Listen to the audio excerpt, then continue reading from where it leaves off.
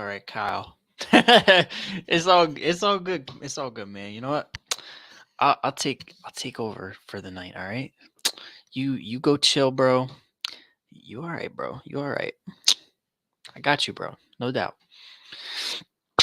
What's going on, y'all? It's another day on the Day One podcast. I'm your co-host Anthony. Name on the bubble on my lower left. Um, my co-host Kyle is MIA. He's got some stuff going on. Uh, he's had a lot of stuff going on recently, so that's all good. Uh, actually, I should close my closet door. I don't want y'all scoping out and scaring me at night.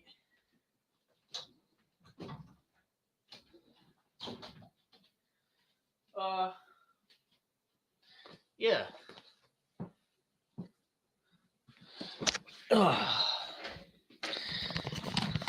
So I know it's been a minute. We've both been kind of busy. But I've been busy with school and work, and Kyle's been busy with work and personal stuff. We we just got a lot going on right now. So I apologize for us kind of lacking here, but come on, we'll have a little short pod. We're really gonna talk football in this one, mainly Eagles. We're gonna preview Week 13, the games, especially the Birds. I'm what Kyle calls a homer. And I will make my pick'ems. I'm not sure if they're gonna count.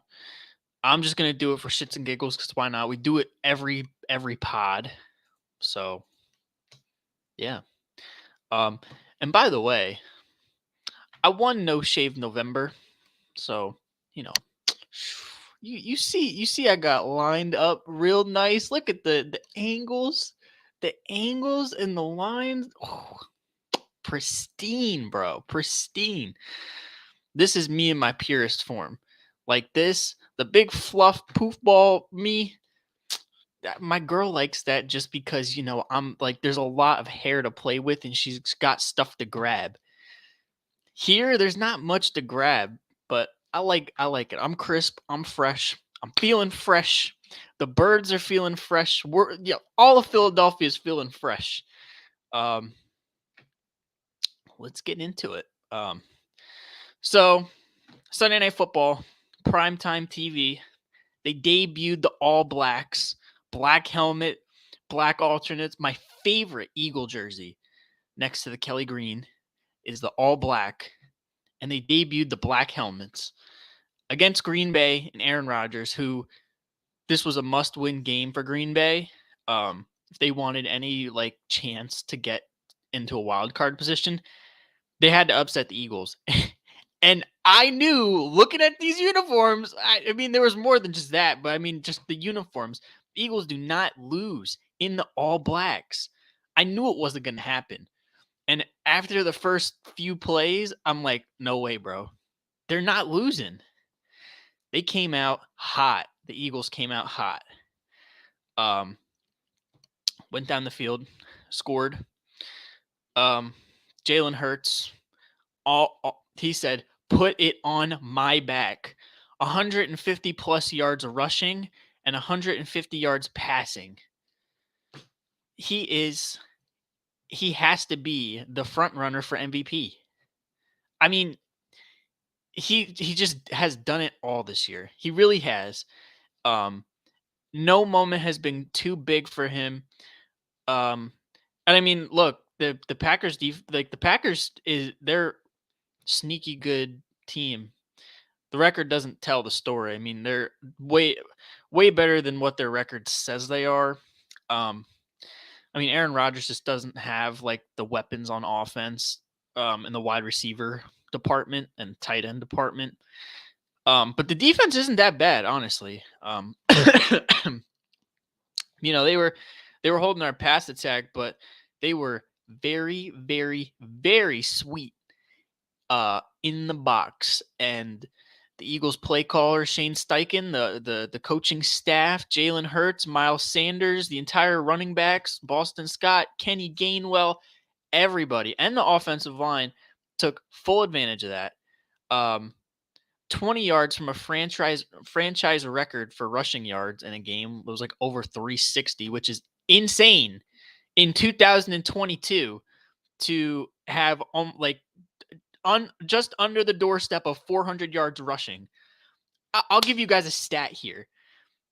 That first quarter for the Eagles running the ball was so remarkable.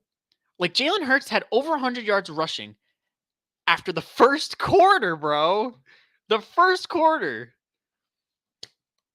The Eagles as a team were on pace for 900 rushing yards for the game at that point. At the end of one, they were on pace for 900 rushing yards as a team. That is insane. The pace that they were running the ball with and the success. I mean, a lot of it has to do with Jalen Hurts. So, if he just would have tucked and ran the entire time, he probably could have ran for 500 yards. That's just how it was. I mean, and this was an offensive game. Jalen Hurts doing it with his arm and his legs, not leg, but you know what I mean. He's doing with everything, man. Two passing touchdowns. Miles Sanders, 2 rushing touchdowns. It's gonna be really interesting for some of these guys on this Eagles team that are up for contracts. How Howie Roseman is gonna do this, because literally like half the starters on this entire team are up for contracts. You got Miles Sanders, Jalen Hurts, probably next year, if not this year. C.J. Gardner-Johnson, James Bradbury, Javon Hargrave, Cox, BG. I mean, a lot of guys.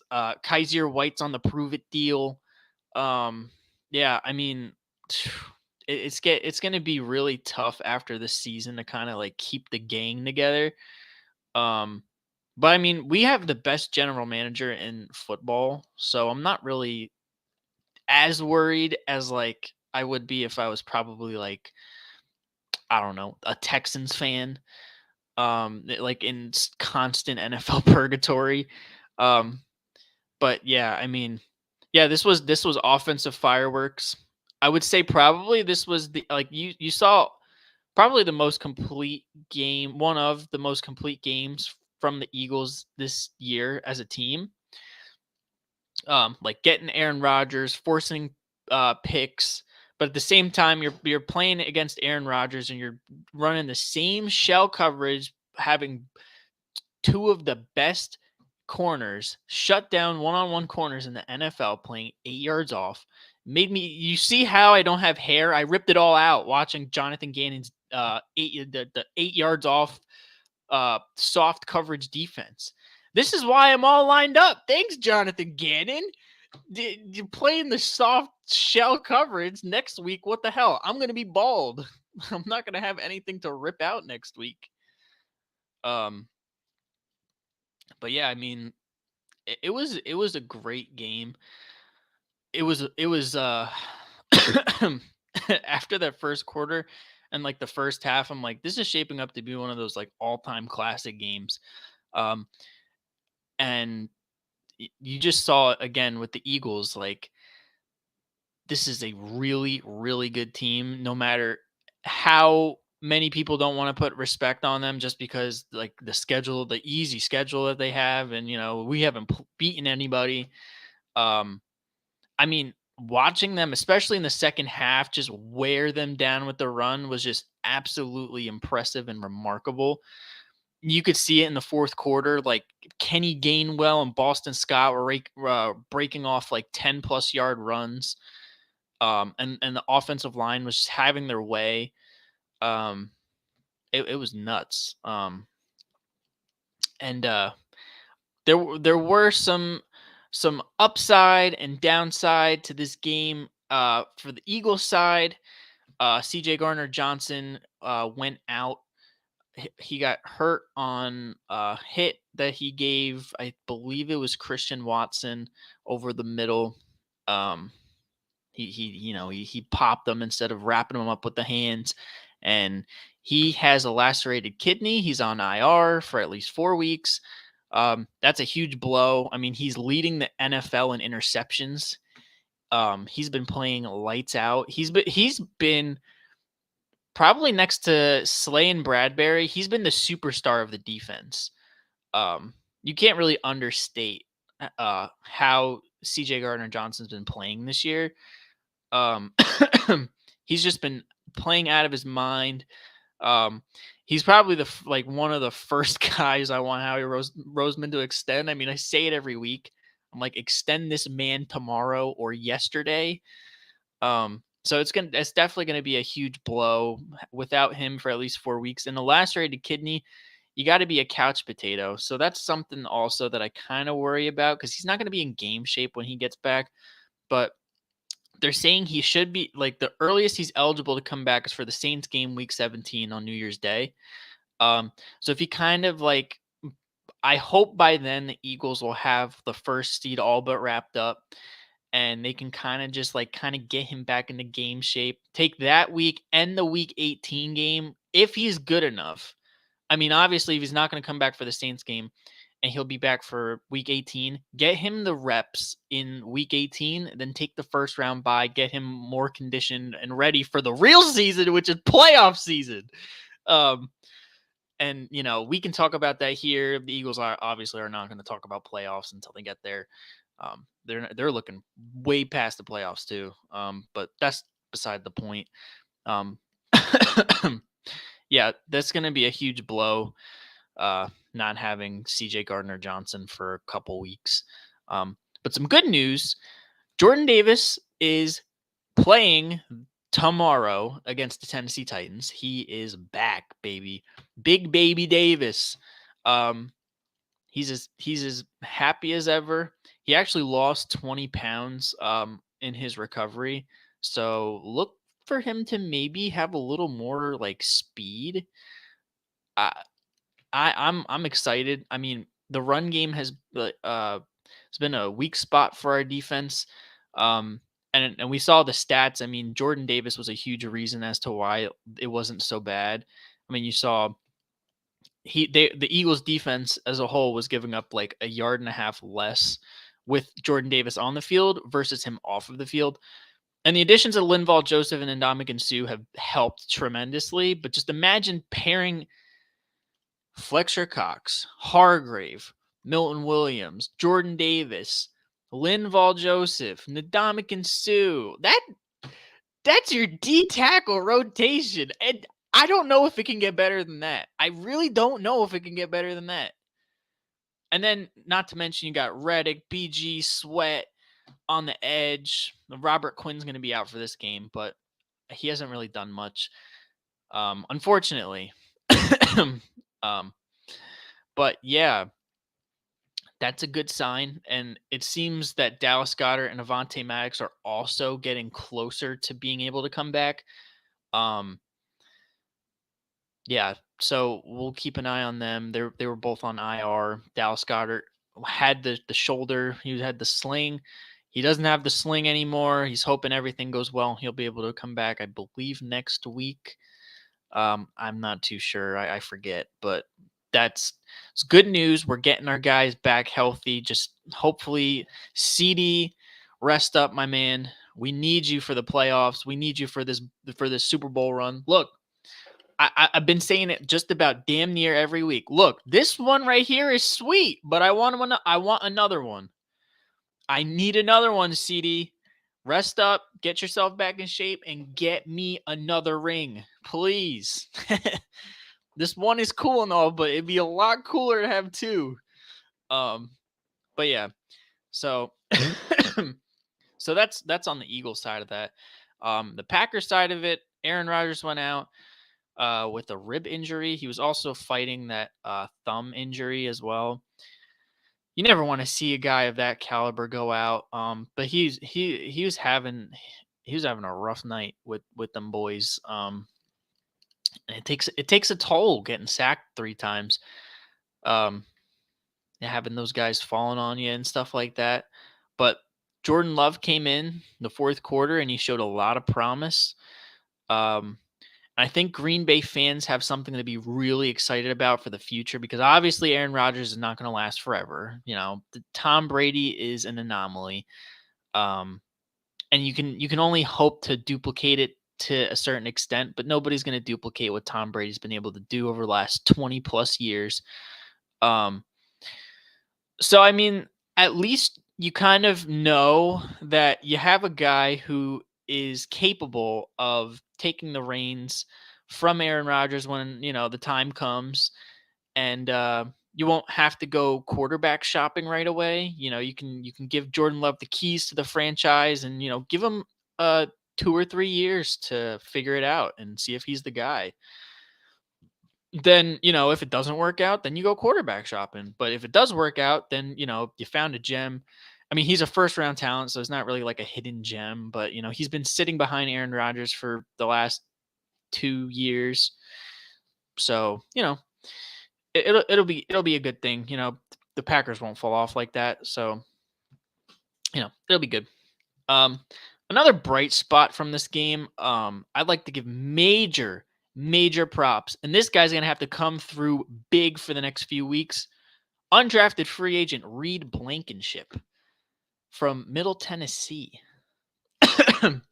Y'all don't know Reed Blankenship, but me from Eagles OTAs and training camp and preseason, this was a guy that I wanted the Eagles to take over Kayvon Wallace. And it drove me up a wall when he was behind Kayvon Wallace on the safety rotation. Like, he showed so much promise. He was flying around. He was hitting guys. He was making plays. And it was on full display. I mean, CJ Gardner-Johnson went out, and I'm sitting there like, oh, shit.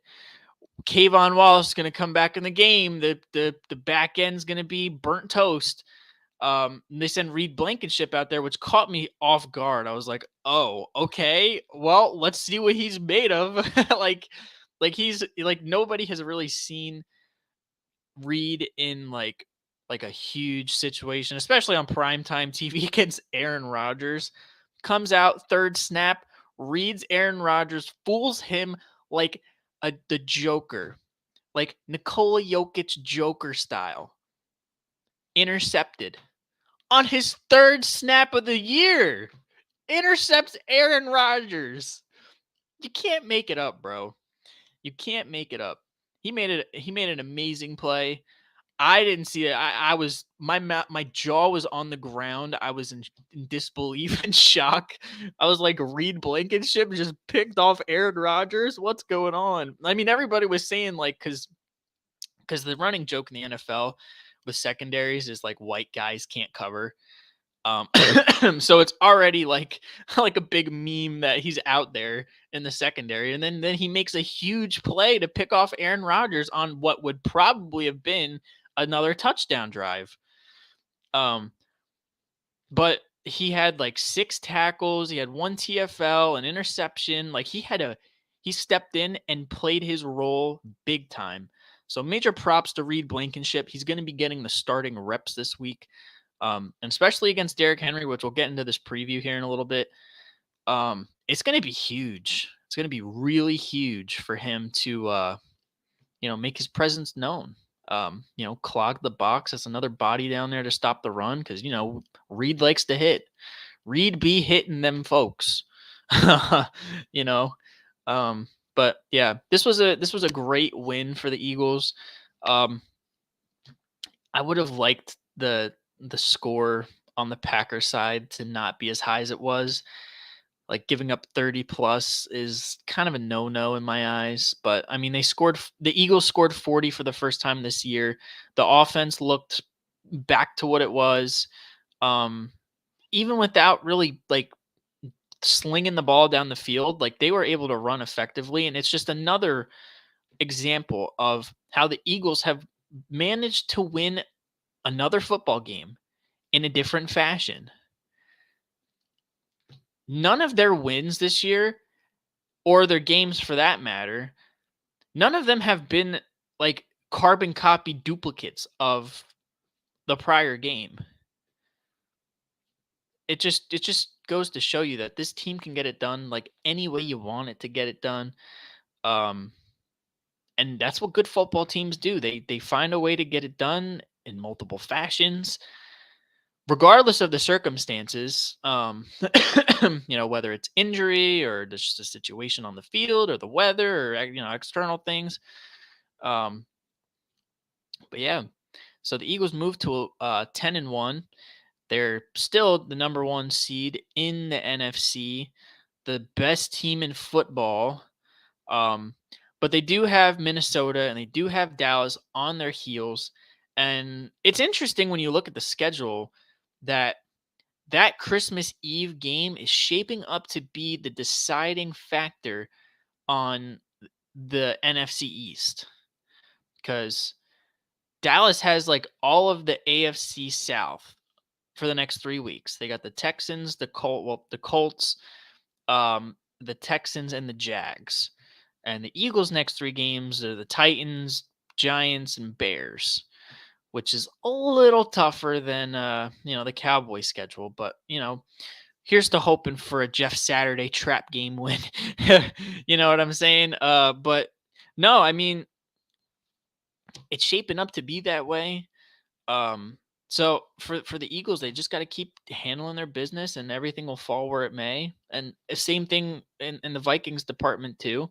They've been finding ways to get the job done. So it puts pressure on the Eagles. Like, we're in the 1 seed.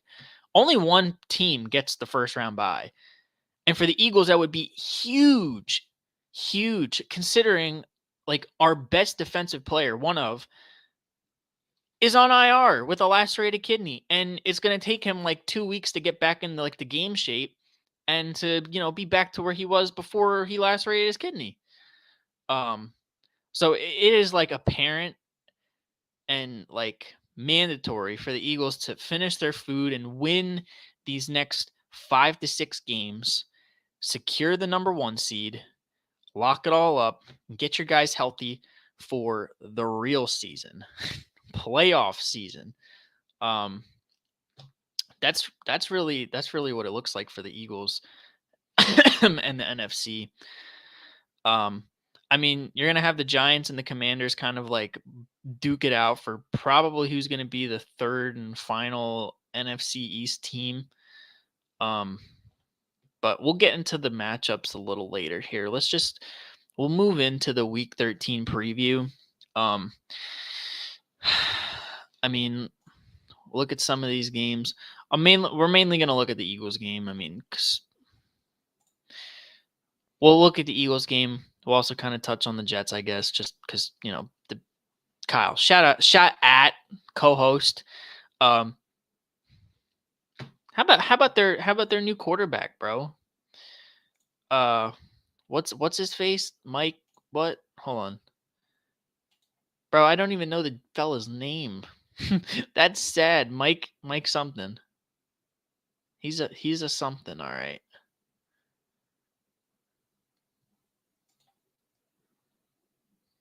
No, that's not that one.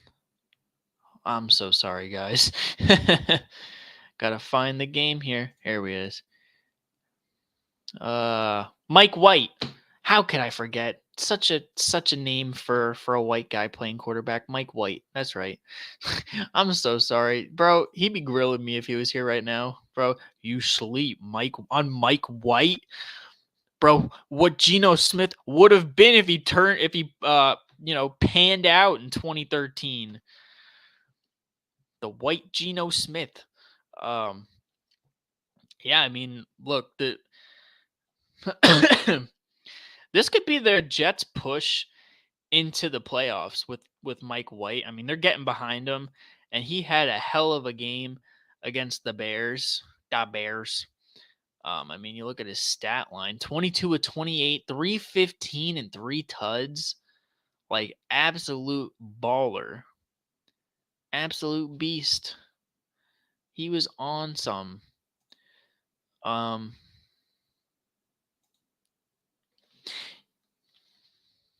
Yeah.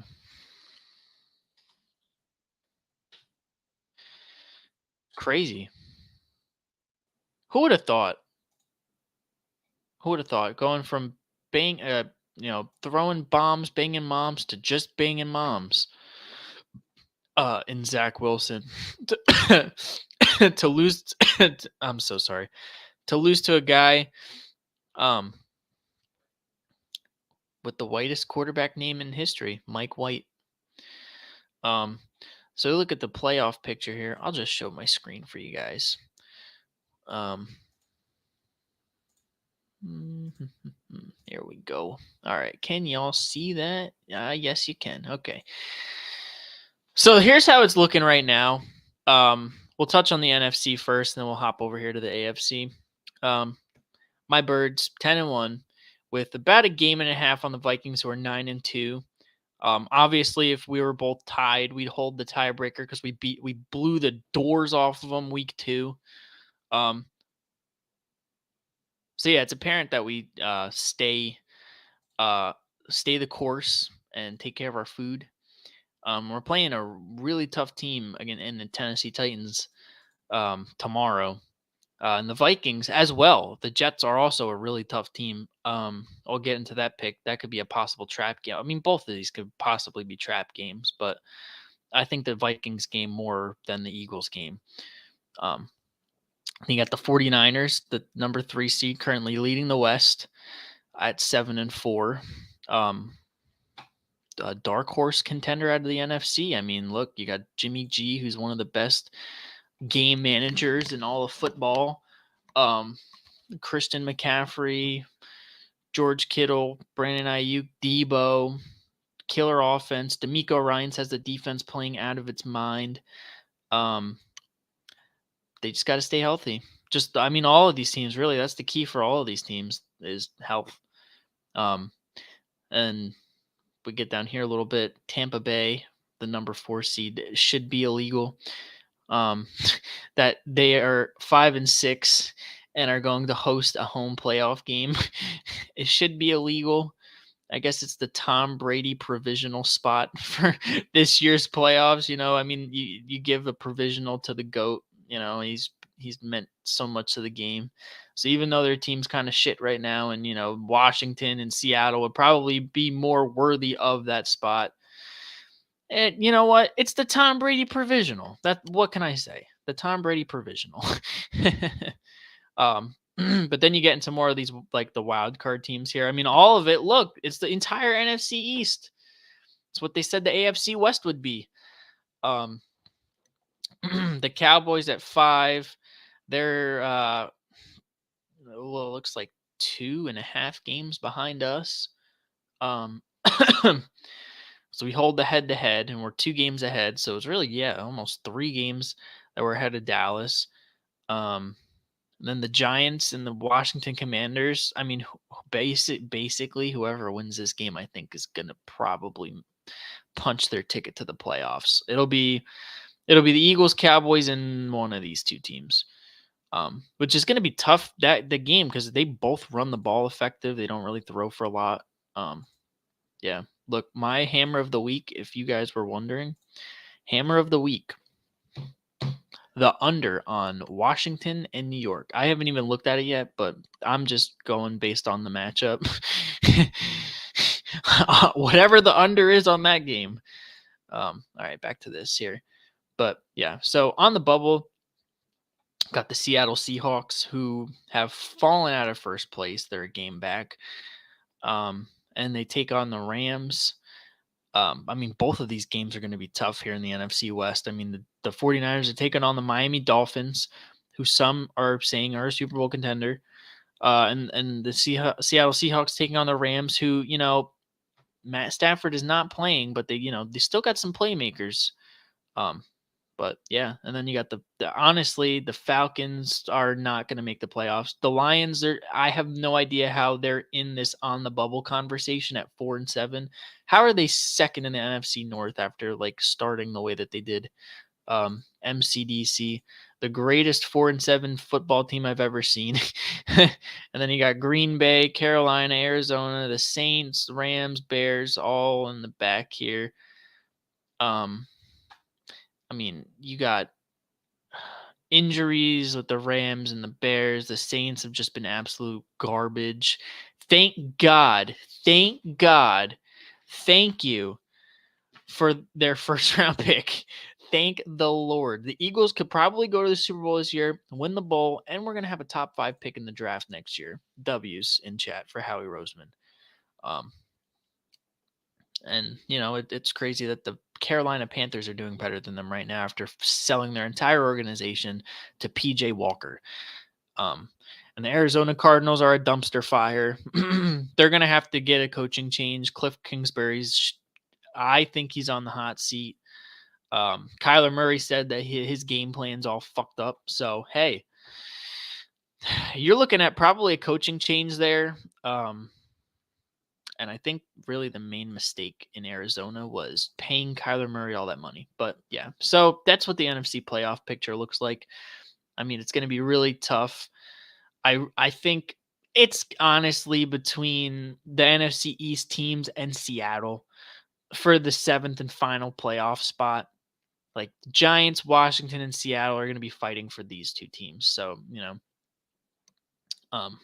honestly, I'd have to look at the schedules a little deeper. But yeah, yeah, we'll see how that turns out. And I mean, even here with the NFC South, the Falcons are half a game behind the Buccaneers, which is just mind-boggling. It just makes no sense. It would be an absolute meme if Marcus Mariota was hosting a playoff game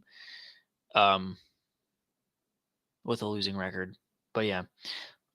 we'll get into that. But now over on the AFC, no real surprise with 1 and 2, the Chiefs and the Bills. Obviously,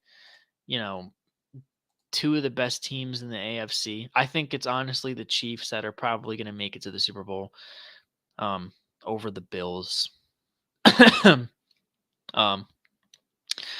then from 3 on is where the playoff where the playoff race for the AFC gets interesting.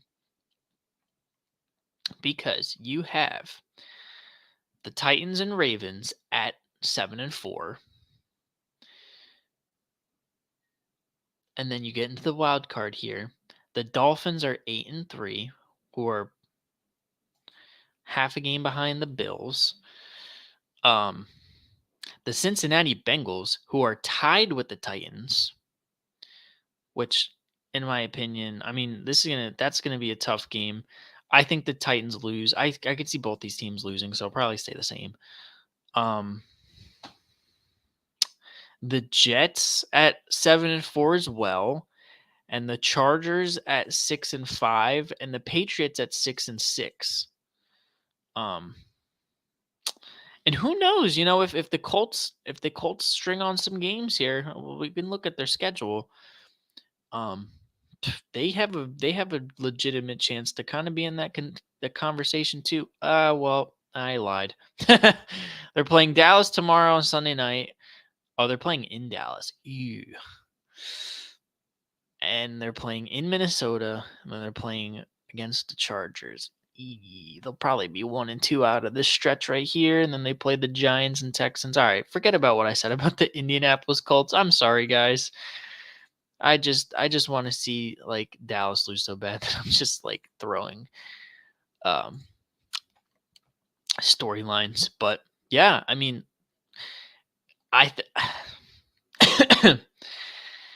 this is what parity looks like. When you're looking at standings and records, it's what parity looks like. I mean, the margins between teams slim to none. I mean, we can look at we'll look at the year the Eagles won the Super Bowl, and we'll look at the top teams in the league. I'm gonna have to switch this here. Give me a second. Hold on, fellas. All right, here we go. Boom. Can we see my screen? Yes, you can. Okay. So yeah, out of the AFC, it was the Steelers at 13-3, the Patriots at 13-3, the Chiefs at 10-6, Bills, Chargers, Titans, Ravens 9-7. The Browns, they went 0-16. I forgot about that. They went 0-16 that year. And then they drafted Baker Mayfield the next year. That's right. So they had the Sean Kaiser. Throwback. Yeah, see, like I other than like the Houston Texans and the Broncos, Bears, Rams, I don't think these teams have they're honestly like this bad, like 4-12 bad, 5-11 bad. Well, definitely not 0-16 bad. Then the NFC had the Eagles at 13-3, Rams at 11-5, Vikings at 13-3, Saints, Panthers 11-5, Falcons 10-6. Okay, so you had a little bit of parity here. Split was a little more whatchamacallit, tight. But no, I think the split this year for the standings is it's closer in my opinion.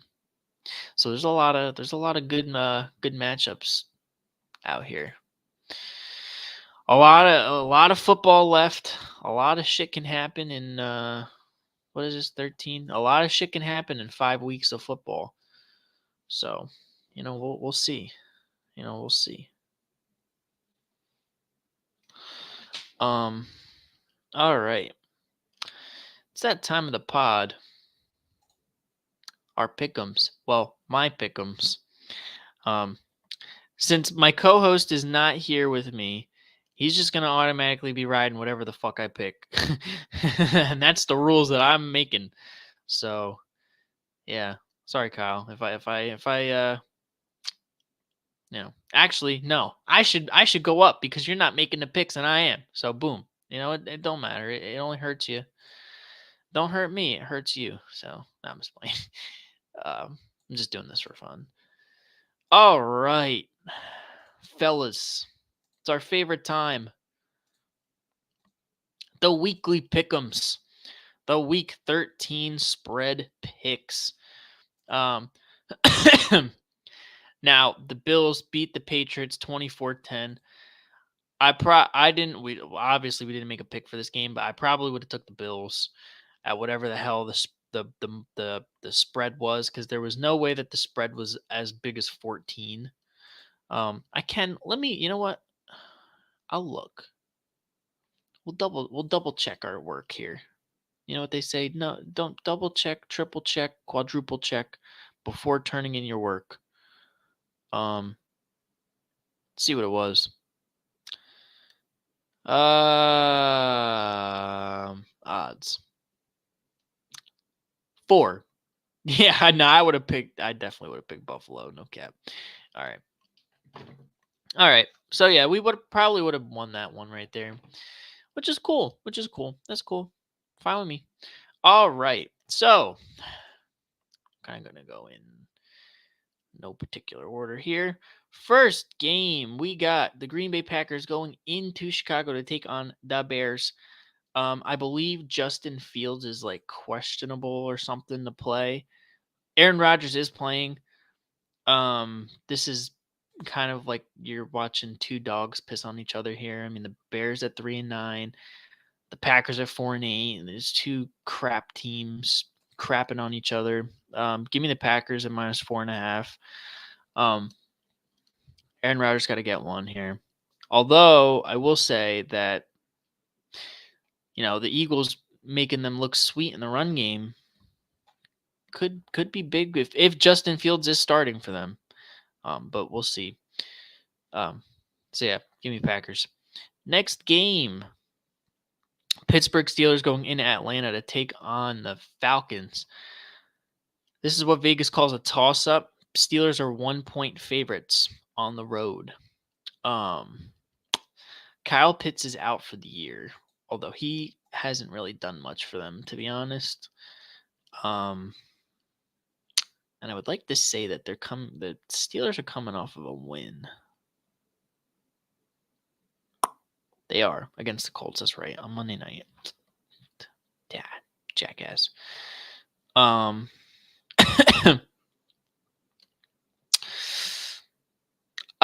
This is tough. This is really, really tough. Again, two teams. I mean, one's in playoff contention with the Falcons. And the Steelers, who knows? I like Atlanta at home. Give me Atlanta +1. Next game here, Jacksonville Jaguars going on the road to take on the Lions. Again, another toss-up. The Lions are 1-point favorites at home. Both of these teams are coming off of wins, I believe. No, the Lions off of the Thanksgiving Day one, but the Jaguars are coming off of a win. Give me the Lions at -1. That Jags win was a highly emotional win. Yeah, I like the Minnesota theory of when you have a high emotional win, you usually come out flat the next week. So yeah, give me the Lions at home. Why the hell not? Next game, Tennessee Titans going into the Link to take on my Birds, and the Eagles are 4.5-point favorites at home. We'll kind of preview this one really quick here. The keys to stopping the Tennessee Titans: contain Derrick Henry. I think that's about it, really. I mean, their passing game is, it's kind of underrated. I ain't going to lie. Ryan Tannehill can sling it. You're just going to have your guys play very disciplined because obviously Derrick Henry is going to be a focal point. But you gotta keep it balanced. I feel it's so cliche to say that just because it's true though. Like it's a cliche because it's true. Like you gotta keep it balanced. Whether it's offense or defense, it's kind of harder to do that on defense. I mean, obviously the offense is going to keep you on your toes. But I'd like to see the secondary play a little more press. I think they might, just because the game plan is probably going to be run. So I like with our run defense coming back, Jordan Davis coming back, we're going to have a little better chance at stopping Derrick Henry. Is he going to run for 100 yards? He might be close. I don't know. I'd like to say he'll probably run for about 85 to 90 yards, and I'm going to have no hair. But just as long as he don't give up 100, I'll be good. So as long as he's not throwing our linebackers and DBs into the stands with one hand and just running for a 99-yard touchdown, I'll be all right. But yeah, and as far as offense, honestly, it's just been more of the same. Dominate time of possession. Got to go on the long, sustained drives. You can make the most of your opportunities. I feel like you can throw on this team. I'm weary of AJ Brown, not because of him being sick, which is the other part of that win against the Packers that was just mind-boggling to me. How he lost 7 pounds. He was throwing up so much that he popped a blood vessel in his eye. Still played. So for the fumble and all that, I'll give him a pass. But dude, just got to do those ball handling drills. Pause. And to still score a touchdown though, that was pretty dope. So shout out to AJ. Get your shit together. But no, I feel like just because it's his former team, I feel like the defensive game plan is going to be taking him out. So it's going to be important to get Devontae Smith and Quez Watkins involved, and also again the running game with Miles Sanders and Boston Scott and maybe even Jalen Hurts. Who knows? It might be more of the same from Sunday night. I wouldn't be surprised. I would also love to see AJ Brown put up like 200 yards on the Titans and 5 touchdowns. That would be dope. So, anything. I'm cool with anything just as long as it's a win. And as long as the Birds cover this 4.5 spread that I'm going to pick them for, I got the Birds at -4.5. I think they can beat this team by 7 to 10 points. I mean, obviously, no, they're a really good team, and this is going to be like probably a 7 or below game. But and if we can just take care of our business and not make mistakes, um, I think we can beat this team by 7 to 10. Um, so yeah. Whoa, not that one. There we go.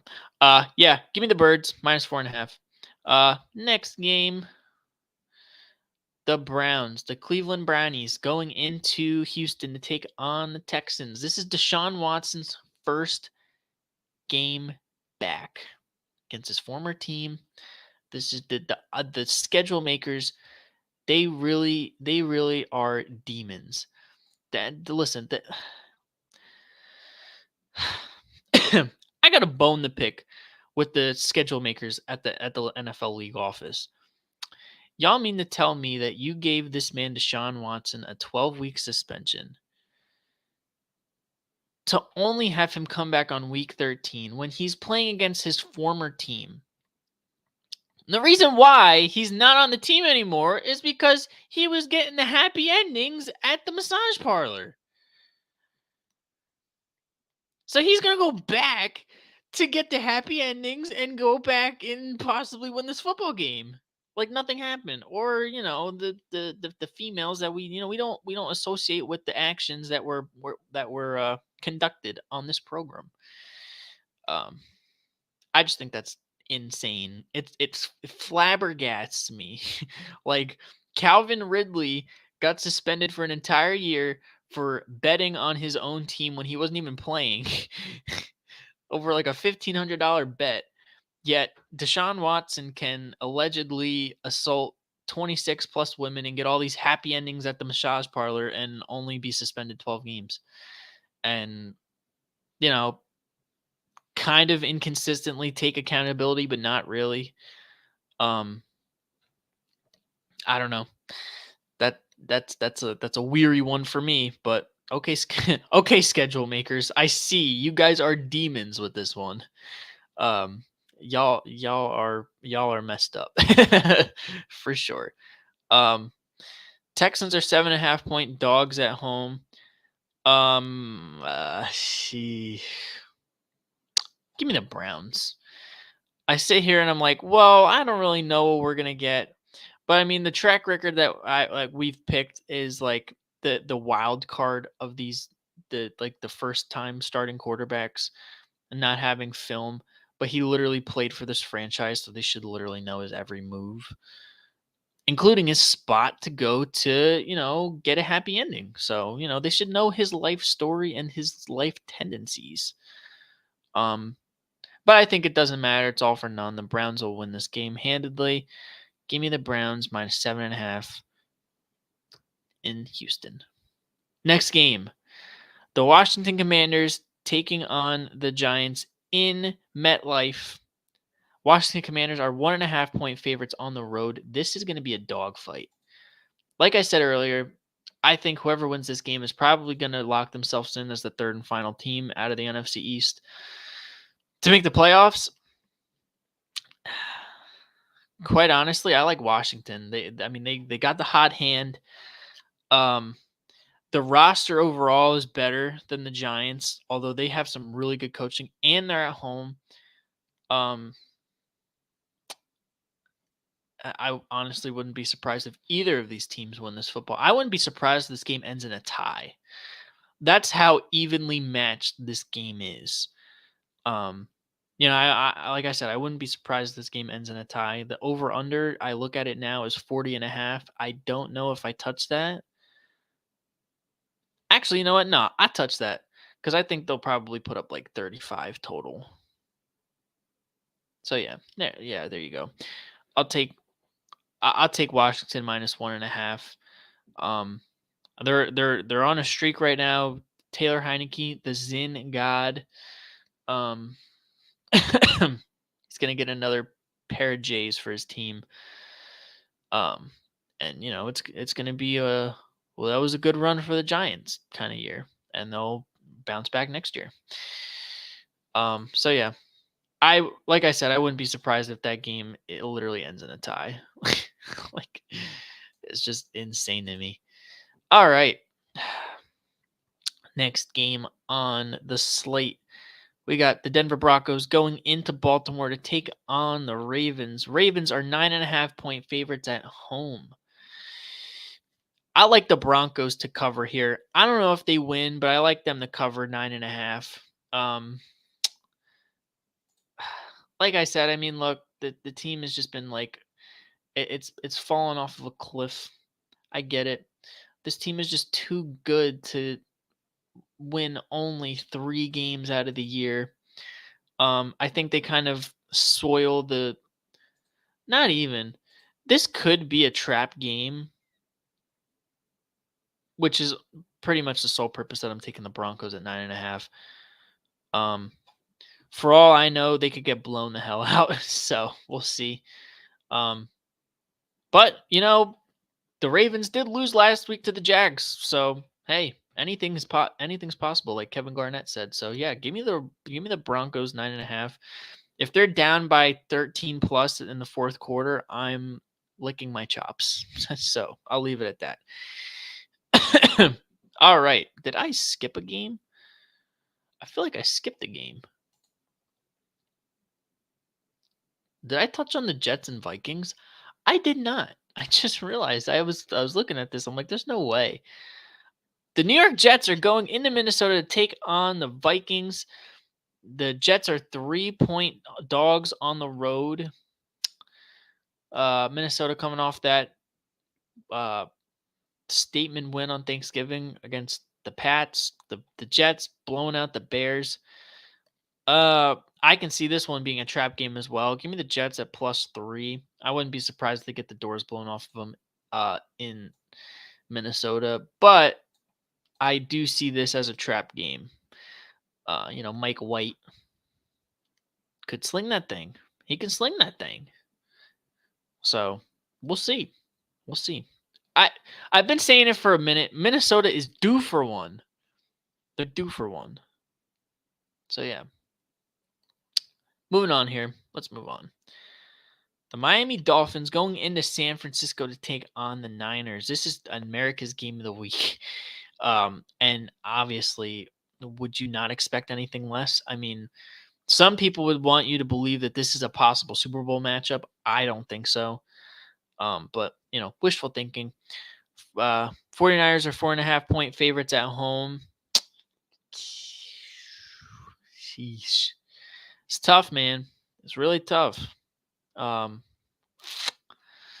at the injury report because I thought there was something about in 49ers injuries. Thought that I read. Not sure though. No, I was bugging. I don't know, bro.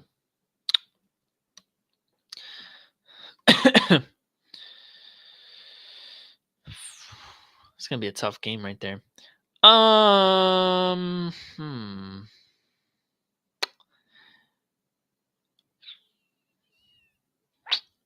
It's tough because I really think it's gonna be close. Give me the Dolphins at +4.5. I think this is gonna be like a field goal. It's gonna settle in an overtime kind of game. Yeah, give me the Dolphins +4.5. I can see the 49ers winning this game. I just don't see them blowing out the Dolphins. So yeah, that's my perspective.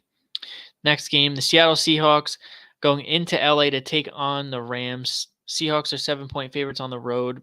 Give me the Seahawks. I don't really have to think about this one, honestly. The Rams are pulling guys to play quarterback off the street. Matt Stafford's on IR. Their offense is in shambles. I mean, their defense is still good. Don't get me wrong, but it's just It's just a Jets. Jets just end the season, except for this year. But any other year for the Rams. Give me the Seahawks. Next game, the LA Chargers going into Vegas to take on the Raiders. Raiders are 2.5-point favorites at home. Give me the Chargers. Give me the Chargers. I'm not betting on the damn Raiders, even though they beat Seattle in overtime. That is not the game I want to look at. Let's just see what everybody else is taking. I might copy some answers. Nah, it's about split down the middle.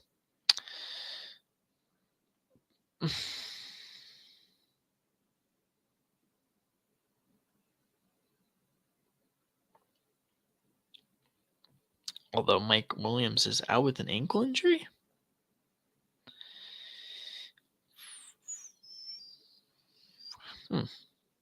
Give me the Chargers plus 2.5. Next game, the rematch of the AFC Championship. Kansas City Chiefs going into Cincinnati to take on the Bengals. Chiefs minus 2.5 on the road. Favorites. I believe they get their revenge. Usually works out this way. Give me the Chiefs minus 2.5. Sunday Night Football. Colts going into Dallas to take on the Cowboys. Cowboys are 10.5-point favorites. Ooh-wee. Man. Give me the Colts plus 10.5. I think this is going to be a closer one than people think. Although I honestly would not be surprised if they get shellacked by Dallas. Let's just see what everybody else is saying. Nah, they're slightly on Dallas's side. Yeah, I think it could be closer than a lot of people think.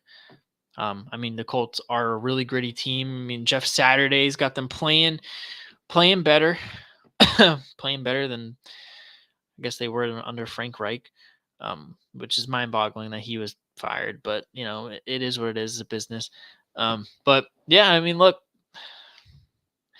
either they go into Dallas and it's close, or they go into Dallas and they put like 50 on them. That's my perspective. So we'll see. But I think it's gonna be a closer game. I think it'll be an under 10 game. I can see Dallas winning by like 3-7, but again, I wouldn't be surprised if they get blown out. But my gut's telling me close game, possible trap game. We'll see. And the last game here, major division implications on this one. The Saints going into Tampa Bay to take on the Buccaneers. Tampa Bay 3.5-point favorites. I mean, this is a must-win for New Orleans if they even want to sniff the playoffs. They're fourth in the NFC South. Panthers are on a bye, and that would only put them. Well, they're only a game behind the Falcons.